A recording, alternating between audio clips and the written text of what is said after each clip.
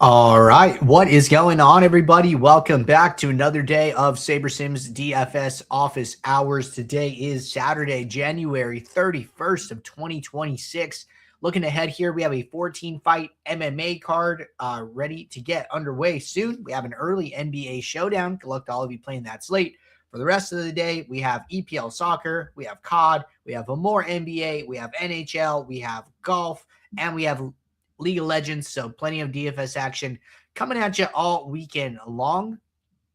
For those of you who are new here, welcome. My name is Andrew, one of the coaches over here at SaberSim. This is a show where we go over how to use the SaberSim app, answer any and all DFS-related questions, get questions in one of three ways here. First off, send us an email, support@sabersim.com. Second, post it live in the YouTube chat. Third way, post it in the office hours channel in our Discord server. If you're not in our Discord and want to get access to that channel, there is a link in the description of this video. You also get access to our similar channels, individual sport channels, and you get access to the rest of the SaberSim team. Just can't say enough good things about the Discord. But with that said, we do this show Monday through Friday, 4 p.m. Eastern, and then we do this show on Saturdays at 12:30 p.m. Eastern. So you can tune in any one of those days to get your questions answered. All right. Appreciate you guys hanging out with me on a Saturday morning or afternoon, depending on where you live.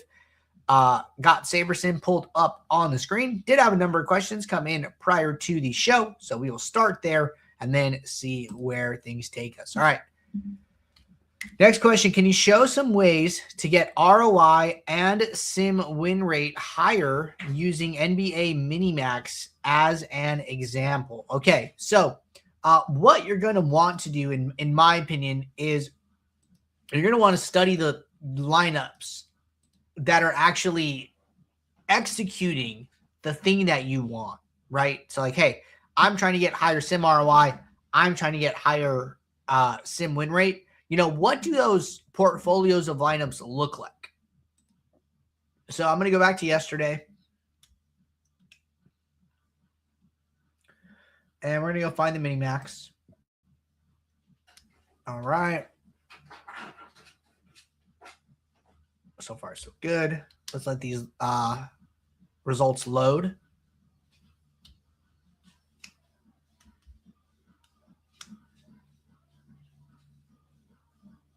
This is a 71,000 person contest, so it can take a little bit. It's okay. All right, so we do get to the results. I'm going to hop over to users.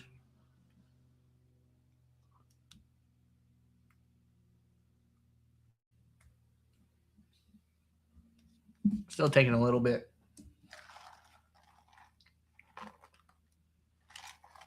All right, cool. So finally made it over to users. I'm going to filter for 150 maxers. All right. So let's say that you are, I'm going to pick a name, random name. All right. You're B Crimson 10. All right. B Crimson is right here. B Crimson 10, about 10% positive sim ROI. Not terrible. Positive is great.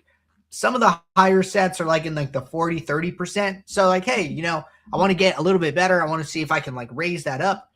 What can I do? Right. All right. So first thing I would do is going back to B Crimson. I think I'm going to pin them. All right. So this is me in this example, right? Okay. I'm using plenty of salary, check. My average dupes are 0. My sim average score is like a little bit low. You know, some of these higher ones are like 270, 269. I think this 268 is like a little bit more the exception, but I think I want to be just like a little bit higher projected, right? Like 3-ish points. If I can get like 3 points higher projected on average, that is going to make my lineups look really similar to the top lineups. The interesting thing, right, is that I have 0 dupes. I think it's because of the sim average score. These other users who have the higher sim average score have higher dupes. So I think there's a little bit of figuring out like where you want to be. If I were B Crimson, I would probably be trying to shoot for like Hanukkah here. You know, they have 1 average dupe and they have a little bit higher sim average score. Seems like this sim average score is just like a little too low, even though they have 0 average dupes. So I think I would be, instead of like, oh yeah, I want to be 273, 275 projected, I would be trying to be a little bit closer to like 270, even if that means 1 average dupe. So I like this kind of range, and these users are obviously grading out high, right? I'm talking about like Hanukkah and LOL here. So these are like kind of the two I'd be shooting to kind of like mimic. Now, that's like from like a macro perspective. You could get super granular and see like what their portfolios look like, what do their stacks look like, exposures, how do they handle chalk, right? That is like one angle. The other angle would be what you were talking about with sim win rate, right? So, okay, again, I'm looking at maxers.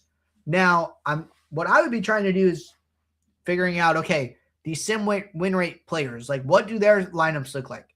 What's interesting to me is that the higher sim win rates, well, one, they're less duped, and two, their sim average score is a little bit lower, which is really interesting, right? I think ultimately what that kind of tells me is that these lineups, actually, I want to see this. Okay, yeah. So this is, in my opinion, this is what's happening. Notice the sim ROI folks. Their sim 99th percentile is like 700, 1000, 500, 900, 700, 900, right? You look at sim win rate, 1300, 1100, 1100, 1000, 1000, 1000. So the sim 99% profits are higher. What this means to me is that the users who are optimizing for the sim win rate, who have the lower dupes, who have the higher sim average score, their lineups are more boom bust. So they're like, hey, I'm basically trying to ship. I'm trying to solo ship. When they're not shipping, I think that they are not cashing as often as the higher sim ROI players are. The sim ROI players, they're a little chalkier. They're a little bit higher sim average score. Their dupes are a little bit higher. They don't win as much in the top 1% bucket, but they probably finish higher more often in percentiles, not only winning, right? We're talking like top 10, top 20. They're cashing more probably. And that is why all of those other extra winnings are raising the sim ROI, but the 99th profit isn't as high. So it's really interesting. You know, it just kind of shows you can come at DFS from multiple different angles. And you got to kind of decide what avenue you want to go to. But these are like the metrics that I would be studying to kind of figure out, hey, how is this person approaching it? And then you get into their lineups and then say like, okay, you know, what are they doing that is leading to that thing, right? If you're optimizing for win rate, I think it probably makes sense to increase sim diversity. That is something that I would be experimenting with and trying to build lineups with higher upside at the expense of average performance. So just some thoughts here from looking at the mini max yesterday. Those are kind of the paths that I would start down. All right. Good one there to get us started. Next question. Hi, Andrew. I need a refresher on templates for each type of contest. Also, after contest sims run, how does the sim fill in the contest based on the pool size? Like I do some trimming. Thanks. Okay. So 2 questions in one. We're going to go one at a time here. So the first one is, how do the templates effectively assign the groups in the contests? Okay, so we're going to assume that we are playing 220 max contests. If you use one group per contest, it is going to give you 2 groups, both with 20 lineups. It's going to give you one group for one contest, one group for another contest. You're playing 20 entries in both. It'll look just like this, but except they'll both say portfolio, like that. That is what one group per contest does. What direct fill does, it will give you one group. It will put both contests in the one group, and then it will give you the total number of lineups that you need. So you're playing 220 maxes. That is 40 entries. It's going to give you 40 lineups. And then this will say 2, the contest section. All contests in one group will give you one group like direct fill or Saber System. This might be called Saber System on your Saber Sim. That is the same thing. This is like the original name, and then we changed it. What the all contests in one group does, it will give you one group, all the contests. However, the lineups will equal the max number of lineups in any contest. So what would happen is if I was playing 220 maxes, this would say 20 because the most entries I have in a single contest is 20. So both contests would get the same 20 lineups. So that is what the 3 templates are doing there. Second question was, after contest sims run, how do the sims fill in the contest based on the pool size? Like I do, I like to do some trimming things. Okay, so let's go back to the 220 max version. So let's say we run some lineups, we run some contest sims. Now, what's going to happen is if you're on Ultimate, where you said you have the contest sims, so you would be on Portfolio Plus. Portfolio Plus is going to look at the results of the contest sim, and then it's going to use those to assign the lineups. So basically what's happening is it's figuring out which lineups, based on the ROI, play the best together. So if you were using uniques, it would just give you like highest ROI, second highest, third highest, fourth highest. But those lineups might not be the best pairing over the long term. What Portfolio does is says, okay, I see the ROI order, but it turns out when we ran the sims that lineup 1 and lineup 3 actually complemented each other better than if I were to play lineup 1 and lineup 2. So it'll use 1 and then 3, and then maybe it uses 2 after. It'll look at all the results and figure them out. But Portfolio always starts with the first highest ROI, and then it figures out which lineup below complements that one best.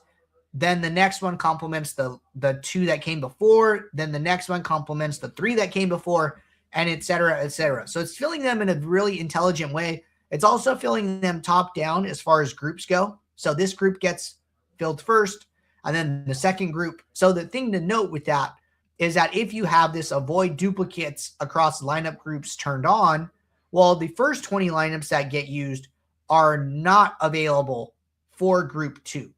We will auto sort your groups by dollars per entry. That's what this column is. Basically, the higher dollar per entry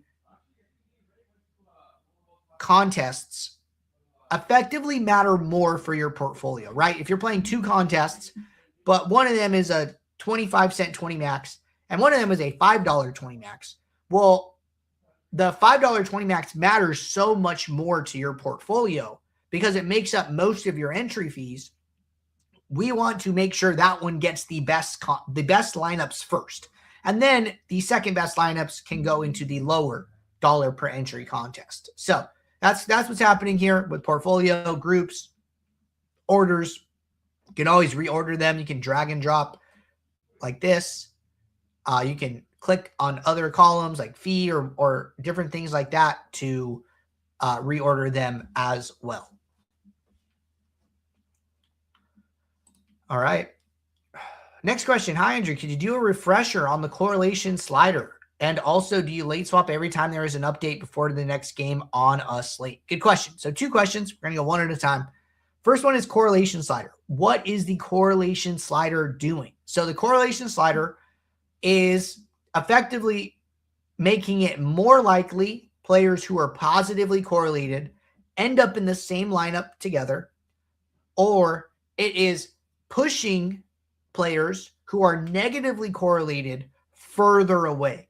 What this does is, for the negatively correlated players, it makes the bar higher that the players have to reach in order to end up in the same lineup together. Like, yeah, okay, these players are negatively correlated. We're pushing them apart. But it just so happens that they performed so well in this set of sims that they still should be in the same lineup together. And then for the positively correlated players, when this goes up, it makes it more likely that those players end up in lineups together. So like if I take Danny Wolf from yesterday, he is more likely to end up in lineups with Claxton, and then he would be less likely to end up in lineups with, say, Kyle Anderson or Dayron Sharp. So the raw values here matter. Like, hey, this is a -12, and then say we're looking at like a positive 0.7, right?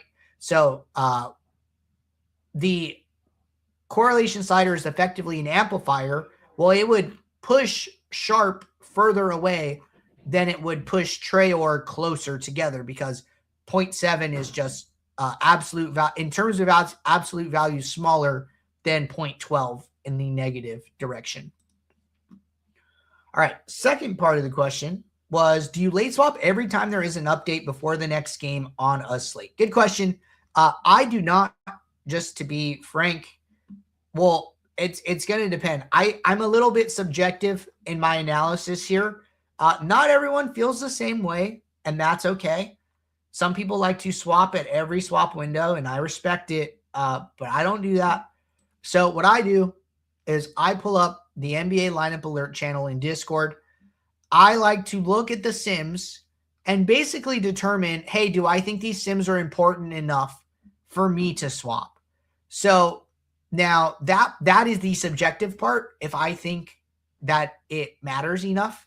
So like, for instance, maybe I swap for the Levine news because he goes up like 1 point. He's kind of, I had some exposure to him, but maybe I don't really swap for the second set of news. I didn't have any Mo Wagner. Colin Murray-Boyle's projection moves less than 1 point. Maybe if these are spread out, I might swap for the first one. I might not swap for the second one. I would definitely swap if a player was ruled out, like Craig Porter Jr. here. And then next would be like this sim down here. Like, I probably wouldn't have swapped for this. I'm not really getting any Lonzo Ball, Ryan Dunn. These guys are like pretty low projected. A lot of these other guys are moving very, very minor. This is not something I would have swapped for.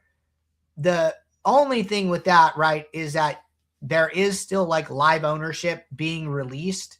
So if you're someone who's trying to, take advantage of every single edge that there possibly is, well, at every lock window, yes, some ownership does become available. So swapping would allow you to take advantage of that. I'm still not swapping at every window, just for personal preference, I'll say quality of life type of stuff. But if you can do that and it is not a burden to you, I think it's okay to swap at every window, but I don't think you have to. So those are just my opinions on the topic. All right. With that said, looks like we are all caught up here. Appreciate you guys tuning in on a Saturday. I will be back Monday, 4 p.m. Eastern for our next show. So until then, everybody, take care. Good luck. Thanks. Bye.